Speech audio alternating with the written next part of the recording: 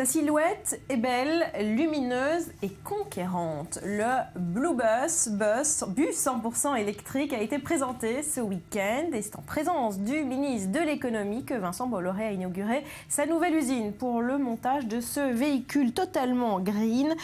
Lise, l'industriel breton a lancé son projet en grande pompe, comme il sait le faire. Oui, après l'Autolib, Vincent Bolloré va construire des grands bus, les Maxi Blue Bus 100% électriques. Il a donc inauguré cette nouvelle usine à Quimper dans le Finistère, en présence d'Emmanuel Macron.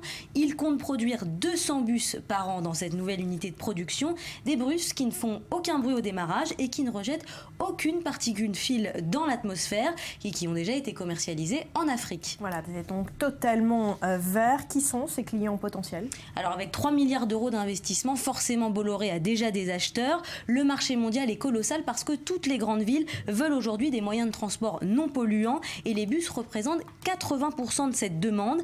À l'étranger, Bolloré compte sur de grandes mégalopoles comme Singapour, mais aussi sur le marché chinois et sur les grandes capitales européennes. Mais le premier client, il est bien français, c'est la RATP qui prend déjà 23 bus pour équiper la ligne 341 en Île-de-France. À terme, le potentiel est de 4500 bus en région parisienne, puisque tout le parc devrait être remplacé d'ici 2020. Alors, Bolloré, il faut quand même le dire, essaye sa revanche avec ses bus tout électriques parce que dans les transports électriques, il n'a pas connu que des succès.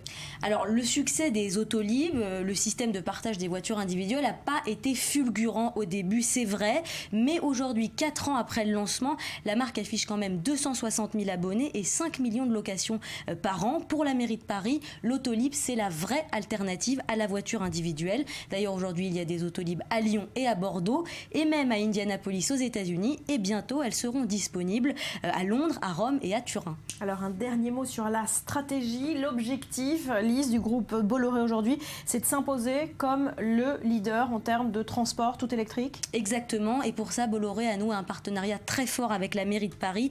Anne Hidalgo l'a dit, elle veut éradiquer le diesel de la capitale française d'ici 2020 et elle compte bien sur Bolloré pour y arriver.